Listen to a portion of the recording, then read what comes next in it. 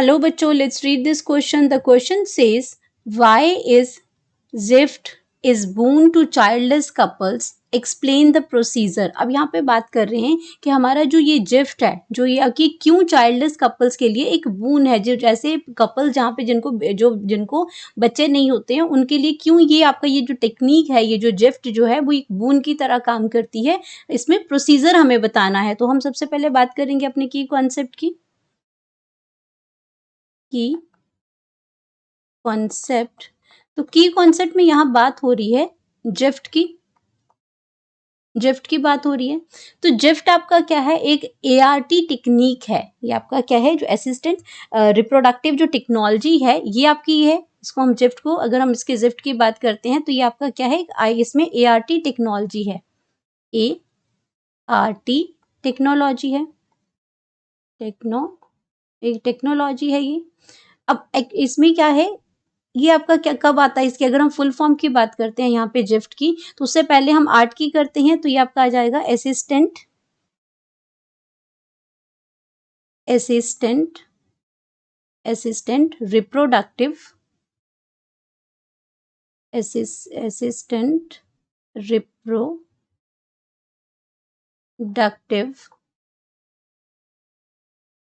इसमें टेक्नोलॉजी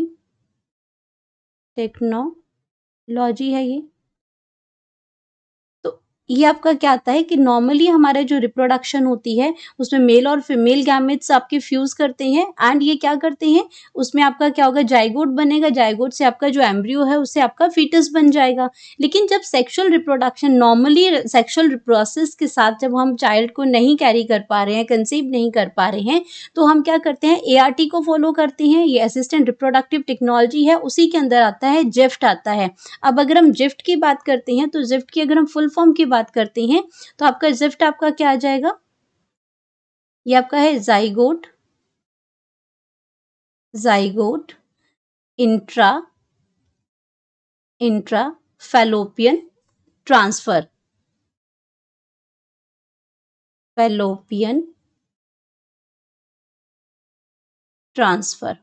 तो अब इसके नाम से इंडिकेट हो रहा है कि जो जाइगोट जो बनता है, जो एम्ब्रियो जो जाइगोट जो मेल और फीमेल के फ्यूजन से, जाइगोट आपका कब बनेगा, जब मेल और फीमेल का फ्यूजन होगा, मेल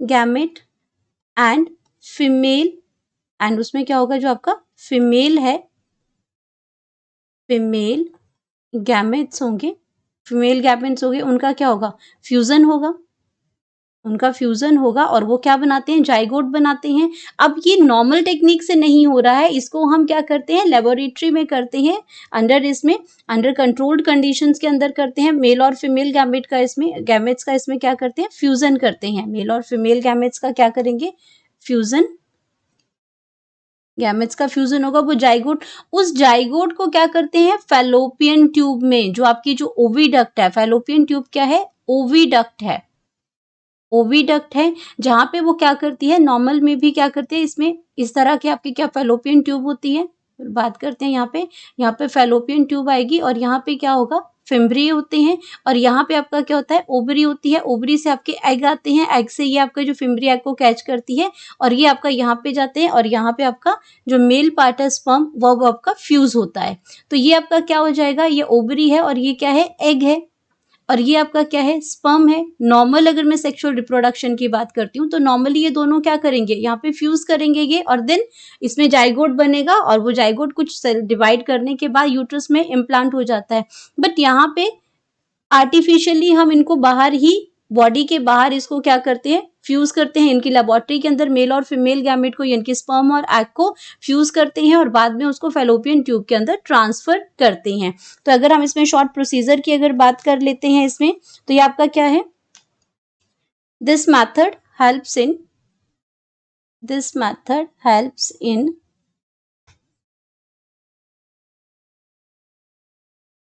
method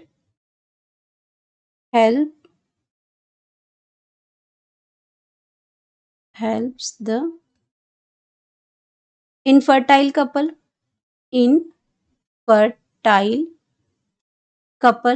जो आपके जो कपल जो है वो इनफर्टाइल होते हैं, जो नॉर्मल सेक्सुअल रिप्रोडक्शन में बेबी को प्रोड्यूस नहीं कर सकते। ये आपकी बात हो रही है नॉर्मल सेक्सुअल रिप्रोडक्शन की।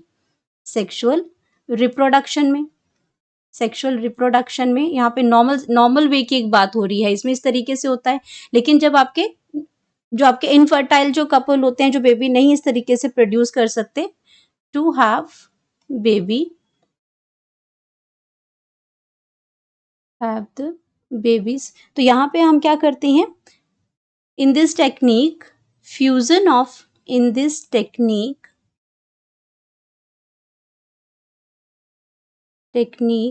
फ्यूजन ऑफ ओवम, ओवम मतलब एग, ओवम का मतलब क्या होता है, एग होता है। Ovum from donor, ovum from donor female, donor female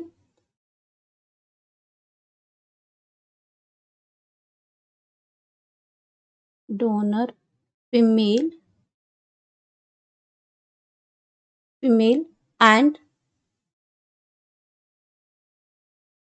and the sperm from the donor male,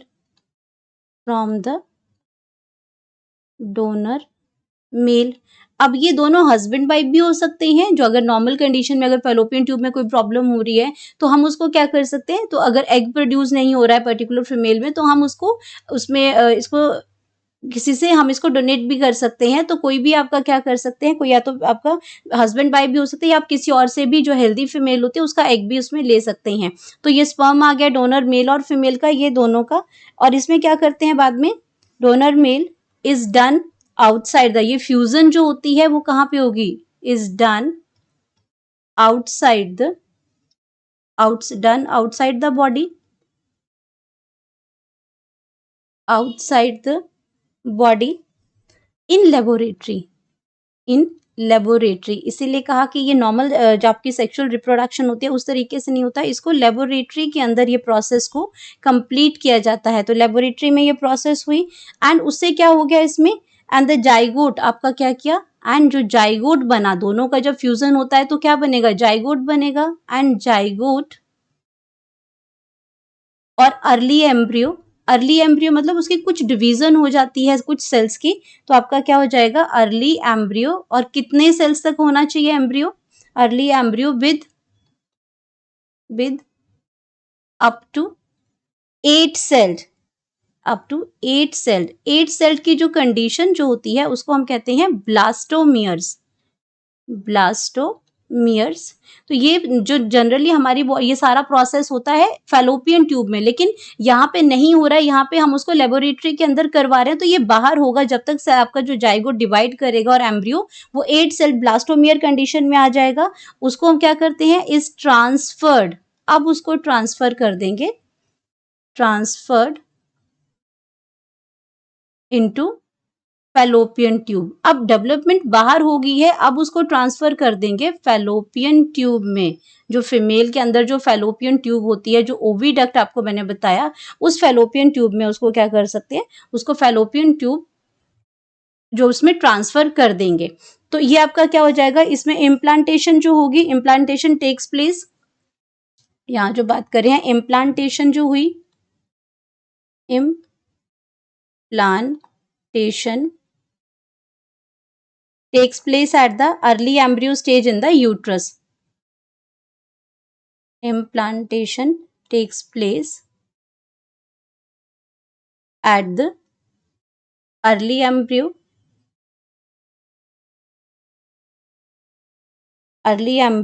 stage in uterus. अब नॉर्मल आपकी इसके बाद जो नॉर्मल जो बच्चे की जो ग्रोथ होगी वो आपकी कहाँ पे होगी, यूट्रस में होगी। यहीं पे इसका सारा जो आगे फर्दर जो ग्रोथ है 9 मंथ तक का जो पीरियड है उसमें वो सब यहीं पे होगा। तो ये आपका क्या है, ये प्रोसीजर था जहाँ पे आपका नॉर्मली ये सारी प्रोसेस होती है।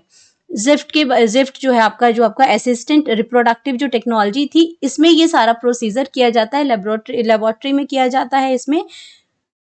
Hope you understood it well. Best of luck.